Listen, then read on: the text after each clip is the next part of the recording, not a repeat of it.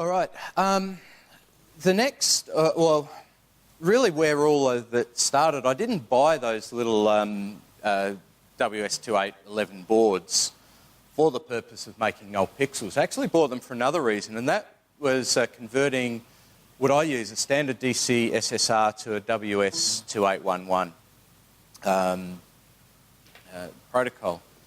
So originally I started out with Renard controllers, and I still use about 3 Renard 64s, but as I've started to move more towards pixels and I'm using the J1 stuff, it kind of, the pixels were really convenient in one particular area of the yard because I already had the controller there. It was under the mega tree, had the controller there, and I didn't want to run more Cat5 cables out when I had, you know, umpteen dozen unused channels available on the J1 sys. So what I looked at was a way to convert a standard, or what I call a standard DC SSR, to run on the WS2811.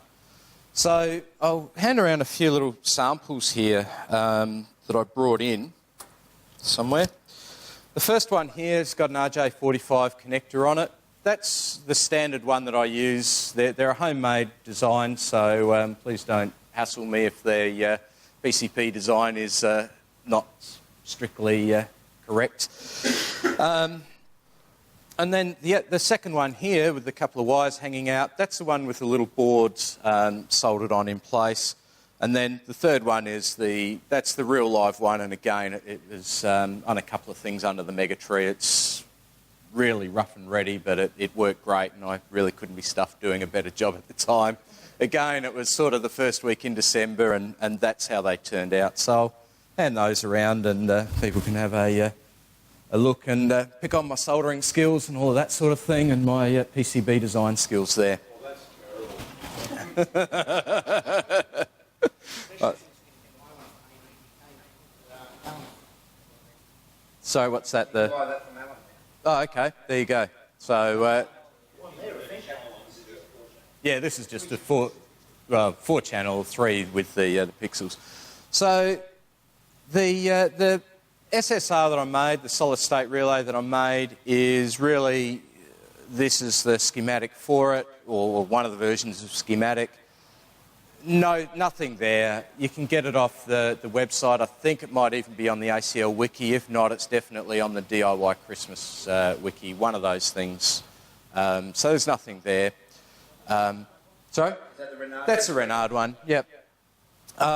Basically, it runs from anywhere from 0 to 30 volts. I put my own little onboard 5 volt supply on it as well, etc.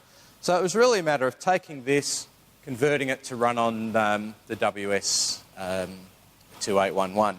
It actually worked out to be incredibly simple. And as you can see there, well, I'll go to the next slide. I'll show how this is a little board. Close up of the little board for those of you who have eyes like me that are not as good as they used to be. That's what the board looks like.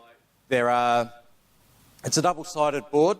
The data out is on the back, so you've got plus, I don't know what that one's labelled, it's plagiarised it from Chinese, but I thought, who cares, Chinese website.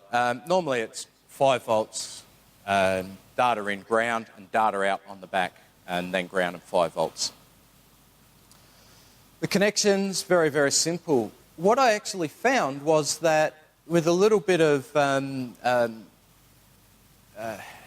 foresight, I could really simplify it. So what I used was a single row 40-pin header, and you normally snip them off into whatever length you want. So you snip off 4 of them, pull 1 pin out, solder it straight into the RJ45 connector, and that little board slots pretty much straight on the top. And as you see it coming around, you can see just how I did that. The wiring diagram, very, very simple.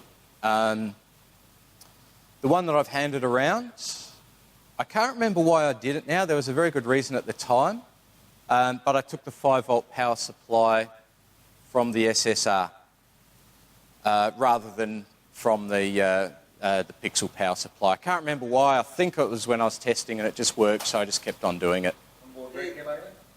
It's got an onboard regulator on the SSR. You lose the optical isolation if you do that, but it didn't really worry me. I'm a shocker for fuses at the best of times, so yeah, I wasn't too fussed about that. Already talked about this, 4-pin single row header soldered into the RJ45 socket. You do need to bend the pin slightly to align, and then the little WS2811 board slots straight on there. A couple of things. Firstly, solder the data out wire on the bottom of the board first, because if you don't, you can't get to it once you've soldered it on. And second, the plus 5 volt wire, solder it into the SSR first, otherwise you can't get to it. How do I know that? I'll let you guys work that out. Here are a couple of photos. The one on the right shows the close-up, and what you can see here is the little pin header that I'm talking about. Remove the 5 volt line, you don't want that, and then the other three, it just slots straight on the top. Solder them on, so easy. Very, very simple. All it then is, it's just another pixel in your display and works exactly the same. You have your full dimming capacity, you've got your RGB mixing. As I say, the LEDs, they're just a bundle load of red, green and blue LEDs soldered there. I think there's about 9 in each, but when it's buried under a core flute present, you wouldn't know that it wasn't just a standard pixel like one of these here. Okay, so any questions on that? Yeah, you made me do more work now. Sorry? You're making me do more work now. Sorry? I've got a whole bucket full of them DC SSRs. Yeah, me too. Yeah. And as I say, there's no reason. If you've got dumb RGB strip, and I might be stealing some of I13's presentation here, but if you've got dumb RGB strip and you don't want to throw it away, convert it. An SSR, those SSRs, I think, cost me about $8 each, something like that, and that was including having the PCB made. So that the parts, the opto, there's four triacs and a voltage regulator on there. Not triacs on those, they're MOSFETs on those ones.